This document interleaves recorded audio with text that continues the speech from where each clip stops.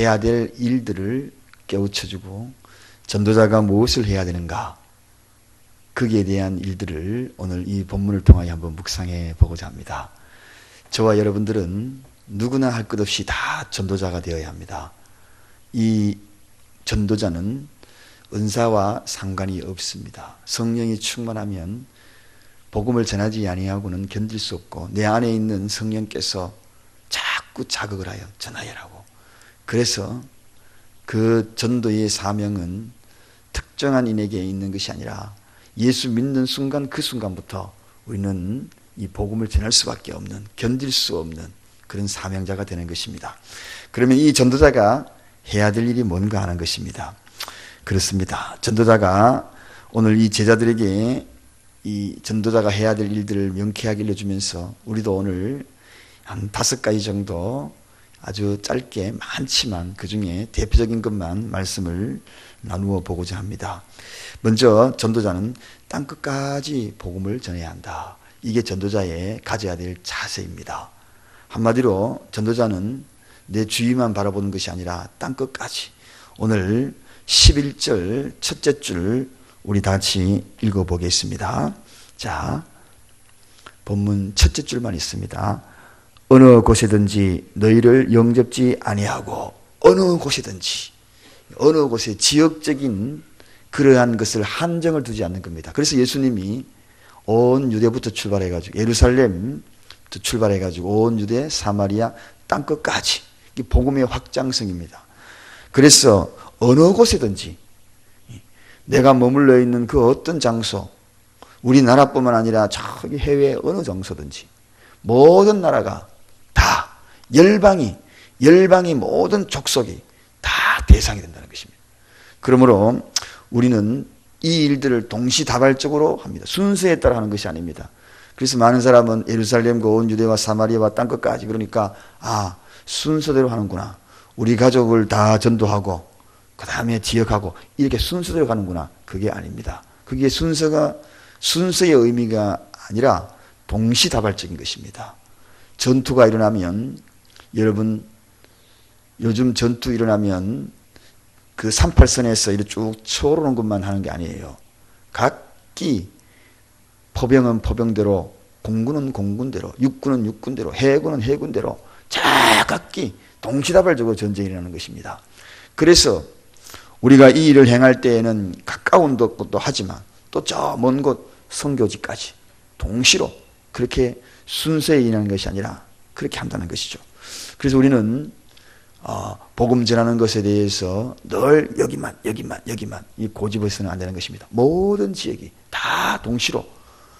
그래서 사실 이번에도 저희가 와서 참 많은 몇 번 고민을 했습니다만, 대만에 있는 교단에서 운행하는 신학교입니다. 대만 현지 신학교 6월 5일부터 한 주간 그 학교에 가서 여름 강의 특강을 좀 부탁을 받고 고민을 많이 했습니다. 하루에 7시간씩 강의만 하고 여러분 그렇게 온다 그러면 이거 어떻게 할까? 하루에 7시간 꼬박 그래서 일주일간 하고, 마지막 날은 선교해야 될 장소를 좀 탐방을 해가지고 소개를 받았어. 거기 있는 선교사님을 만나서 가야 될 그런 상황을 딱 그렇게 일정이 꽉 잡혀 있어가지고, 그래서 고민을 했는데 가야 되겠다. 신학교 대학원생들인데 이제 그 학생들이 대만 사람들입니다. 통역을 하여서 선교를 하는 그 선교사님인데, 그러면 그거 가야 되겠다. 특별한 수업료, 또 특별한 이익을 취하고 강의를 받고 이런 건 절대로 안 해요. 선교적인 차원에서. 그래서 가야 되겠다. 한 사람이 변화되면 우상의 나라잖아요. 그래서 결정을 하고 또 장로님들에게도 말씀을 드렸습니다만, 그래서 참 그렇습니다. 동시다발적으로 여러분 기도해 주시기 바랍니다. 6월 5일이니까 이제 얼마 남지 않았는 시간 같습니다. 이제 본격적으로. 그래서 거기에 있는 목회자가 될 사람들이 변화가 되면, 그리고 그 지역이 어떻게 변화될까? 목회자 한 사람이 잘못된 사상과 잘못된 생각을 가지고 있다면 굉장히 큰 문제가 되거든요. 그래서 바른 복음이 형성이 되어서 잘 증거할 수 있도록 여러분 기도해 주시고, 특별히 우상의 나라 대만 아닙니까? 그래서 여러분 기도해 주시기를 부탁을 드립니다. 어느 곳에든지, 오늘 여기 보니까 어느 곳에든지 동시다발적으로 복음을 전하는 것, 이것이 참 소중하다. 선교지는 선교지대로, 또 국내는 국내대로, 여러분의 집안은 집안대로, 이 모든 것들이 복음의 대상이다. 모든 곳에. 그 다음에 두 번째입니다. 두 번째, 전도자가 해야 될 일이 있습니다. 그것은 회개와 사랑을 촉구해야 된다. 여러분, 때로는 회개, 때로는 사랑, 이 두 가지를 동시에, 이것도 동시다발적으로 촉구를 할 줄 알아야 합니다. 때로는 무겁게 입술을 열어서 회개를 촉구할 수 있어야 합니다. 세례 요한도 회개를 촉구했고요, 예수님도 회개를 촉구했습니다. 그래서 죄 가운데 빠져있는 그런 이들에게는 때로는 무겁게 회개를 촉구할 줄 알아야 되는 것이죠. 늘 사랑 아닙니다. 때로는 무거운 예수님의 음성으로 그들의 심령을 흡입하고 그 심령 속에 말씀의 금으로 찌르기도 하는, 그래서 좌우 날선금이 되어서 회개하고 찔림을 받는 그러한 말도 적재적소에 필요할 때가 있습니다. 그래서 베드로가 복음을 전할 때에도 좌우 날선금이 되었잖아요. 말씀이 골수를 쪼개잖아요. 심령을 쪼개는. 그래서 3,000명이 회개하고 돌아왔다. 그렇습니다. 복음은 때로는 이 양면성을 가지하는 거죠. 제가 어떤 계속 사랑 이야기만 하고 했다면, 그러면 그것은 절반의 이야기밖에 될 수 없지요. 때로는 찔림을 받는 것도 있어야 돼. 구부러진 그 펴는 말씀도 있어야 돼. 자, 그렇습니다. 이게 바로 오늘 우리가 해야 될 첫 번째, 회개와 사랑.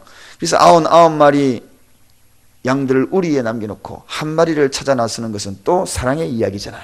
얼마나 예수님이 그 사랑을 마음속에 품었으면 99마리를 놔두고 그 한 마리를 찾아서 길을 떠나가 찾아 나서는 이 예수님의 사랑의 이야기는 한마디로 우리의 마음을 감동케 하거든요.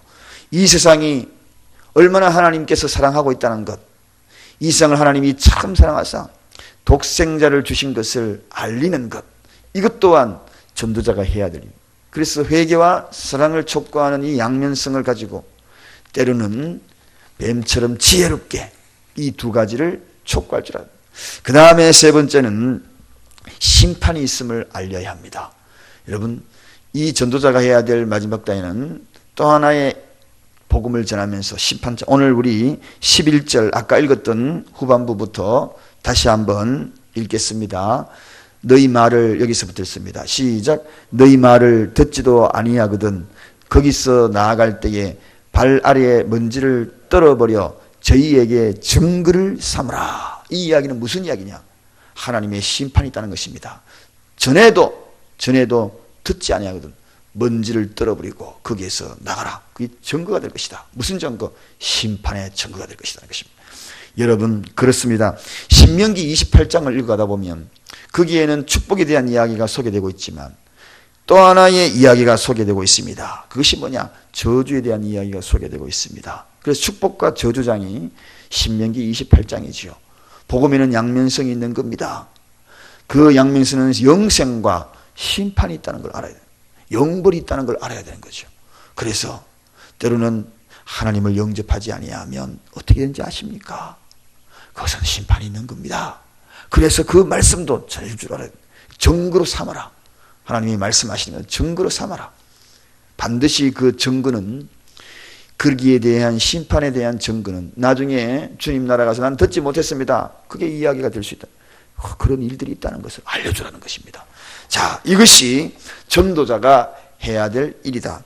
또 하나 전도자가 해야 될 일이 있습니다. 13절 한번 가보겠습니다. 13절 다 같이 읽겠습니다. 시작. 많은 귀신을 쫓아내며 많은 병인에게 기름을 발라 고치더라. 그렇게 전도자가 해야 될 일은 능력을 보여줘야 한다. 능력을 보여줘야 한다. 물론 여기에 있는 아주 위대한 능력, 사도 바울과 같이 또 제자들과 같이 그런 능력이 없다 할지라도 우리가 능력을 발휘할 수 있는 능력이 있어요. 그것은 무슨 능력이냐? 특별히 우리가 발휘할 수 있는 능력이, 오늘날의 능력은 저는 섬김의 능력이다. 사랑의 능력이다. 희생의 능력이다. 봉사의 능력이다. 그 능력을 우리가 보여줘야 된다. 여러분, 그 능력 속에 대단한 능력이 드러납니다.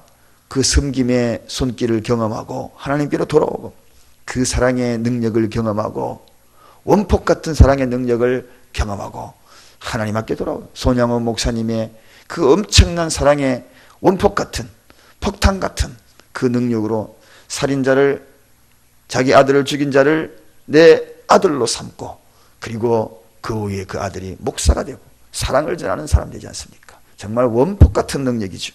그렇습니다, 여러분. 이 사랑의 능력도 보여줘야 되고 봉사의 능력도 보여줘야 되고 이것이 바로 전도자가 해야 될 일이다. 우리가 감동을 주지 아니하는 그런 능력은 오래가지 않습니다. 감동을 받아야 돼요. 오늘날은 감동 시대입니다. 마음에 울컥하고 감동이 와야 되고 그 감동의 능력은 특별한 권능의 능력이라기보다도 사랑의 능력, 희생의 능력, 봉사의 능력 훨씬 더 오래 갑니다. 훨씬 더 오래 가슴에 많이 남아요. 제 친구 하나도 오래전에 치료함을 받고 했습니다만 지금 세상적으로 돌아가 버리더라고요. 엄청난 능력을 받았는데 그거 능력이 오래 가지 않더라고요. 그러나 사랑의 능력을 공급받은 자들은, 예수 사랑의 능력을 공급받은 자들은 오래 갑니다. 변질되지 않아요. 가다가도 또 돌이키는 거예요. 어머니의 희생의 능력을 받은 자식은 언젠가는 그 어머니의 희생이 떠올랐어. 눈물 짓고 어머니 내가 집으로 돌아갈래요. 나 이제 돌아갑니다. 돌아오거든요. 기도의 능력, 사랑의 능력, 그 능력이 최고입니다. 그런 능력으로 나아가서 전도자가 해야 될 일이다. 그래서 우리가 전도할 때도 섬김을 잘해야 돼요. 그리고 우리가 전도하러 갈 때요, 해외 선교하러 갈 때요, 사진 찍고 돌아오고 뭐 그런 것들 하면 그런 것이 전부가 아니에요. 섬김을 잘해야 돼요. 얼굴이 활짝 웃고 그리고 그 활짝 웃은 모습으로 생글생글 웃으면서 그들에게 작은 것 섬겨주고 안아주고, 이게요 전도자가 가고 난 다음에 남는 흔적이 돼야 돼. 그게 예수의 흔적이거든요. 그런 것들이, 그런 게 능력입니다. 진짜 능력은 그런 능력이에요. 자, 그 다음에 다섯 번째 전도자가 해야 될 일이 있습니다. 한마디로 많은 병인에게 기름을 발라 고치더라. 이 이야기는 한마디로 문화선교입니다. 문화선교입니다. 자, 이게 어떻게 문화선교냐? 이 많은 병인들 기름, 이 기름이라는 것은요, 다른 의미가 아니죠. 당시에 병약한 자들에게 특별한 약이 없었습니다. 그래서 기름을 발라준 거예요. 기름을 발라줬어. 그 기름을 발라줘가지고 치료를 하는 겁니다. 이 이야기는 하나님이 우리에게 주신 모든 것들을 다 동원하였어. 그걸 가지고 선교하라. 우리에게 주신 달란트들이 뭡니까? 그것은 의료 선교. 그래서 저는 기도를 하고 있어요. 선교하다 보면 이 의료 선교도 필요하고, 의사들이 돈도 없고 헐벗고 치유함을 받지 못했던 그러한 지역에 의사들이 갔어요. 탁 해준. 우리 교회도 그런 의사를 놓고 좀 기도하고 싶어요. 그래서 의사가 봉사하고 같이 가 선교 가고, 그 다음에 침 놓는 거, 이 침 놓는 거요. 우리 교회 집사님도 요즘 침 자격증 땄다 그래서 은근히 기대가 돼요. 선교 가면 같이 갔으면 좋겠다. 여러분, 침 놓는 거 이거 진짜 선교에 끝내줍니다. 땅 침을 놔놓고 꼼짝없잖아요. 최소 30분 가만히 있잖아요. 30분 가만히 있는 동안에 복음을 전하는 거예요. 복음을. 미용 이거 끝내줍니다. 머리 깎으면서 아이고 최소 카트하면 10분 15분 아니에요. 그리고 파마 해줬다 그러면은 몇 시간 동안 머리 파마하고 가만히 있어야 돼요. 그때 복음 전하는 거예요. 이게 문화선교거든요. 한마디로 그 복음과 어우러지는 그런 것들. 자, 그렇습니다. 이런 침술, 또 우리가 문화공연, 이 문화공연, 문화로서 그들의 정신을 지배해버리거든요. 그래서 우상 문화에 빠져가지고 우상의 춤을 췄던, 우상의 노래를 불렀던 그들에게 하나님을 찬양하는 그러한 찬양과 공연으로 크게서 쫙 보여줘. 마음에 감동이 오고 울컥 쏟아지거든요. 그렇습니다. 이런 모든 것들이 뭐냐? 기름 바르는 거예요. 그래서 기름 바르면서 영혼을 고치고 마음을 고치고 심령을 고치는 것. 이게 전도자가 해야 될 일입니다. 우리가 앞으로 해야 될 일들입니다. 자, 저는 오늘 예수님이 제자들에게 어떻게 전도자가 무엇을 해야 되는가? 많은 것이 있지만 제자들에게 명쾌하게 이 세 절을 통하여 요약을 해주신 것 같아요. 이 복음의 세 절 동안에 우리가 마가복음을 묵상해 나가면 이제 겨우 절반도 못했어요. 앞으로 한참 가야 될 거예요. 몇 절씩 묵상해 나가는데 예수님은 이 세 절 속에서 전도자의 모든 일들을 압축해가지고 우리에게 딱 말씀해 줘요. 무엇을 해야 한다고요? 딱 끝까지 모든 곳으로 다 동시다발적으로 복음을 전한다. 두 번째는 어떻게 해요? 사랑과 회개를 촉구하면서 지혜롭게 복음을 전해야 된다. 그 다음에 때로는 심판이 있음을 알려야 한다. 그 다음에 능력을 보여줘야 한다. 능력이라는 것이 무슨 능력이냐? 뭐 특별한 능력이 아니라 사랑의 능력, 봉사의 능력, 희생의 능력을 보여야 한다. 그 다음에 마지막으로 뭡니까? 문화 능력으로 문화 선교를 통하여서 그들에게 복음을 전해야 한다. 이 등등의 모든 것들이 예수님은 너무나 오늘 이 시대에 모든 걸 다 바라보고 계시는 거예요. 그래서 이러한 일들이 우리 교회가 이것을 꿈꾸면서 화려하게 나가는 것도 아닙니다. 조금씩 한 사람 사람 많이 있다고 해서 뭐 많은 사람 앞에서 아니에요. 한 사람 이게 제일 중요합니다. 어떻게 해요? 복음은 낚는 것이다. 사람을 낚는 어부가 되라. 저는 개척을 하면서 늘 성도의 8대 원리 그것만 했어요. 그것만 아무것도 모르는 그러한 분들 그저 가게 찾아가지고 한 사람씩 그냥 많은 사람 한목에 대중적인 것이 아니라 낚아야 돼. 그래서 8주간 찾아가고 김밥 사들고 찾아가고 어떻게 찾아가고 그래가지고 그래서 하다 보니 첫 해에 20명이 넘더라고요. 미국에서. 그거 쉬운 게 아니거든요. 20명이 넘는 성도들 한 사람 낚아야 돼. 전도자가 바로 이런 일들을 해나가십시다. 우리 모두 전도자입니다.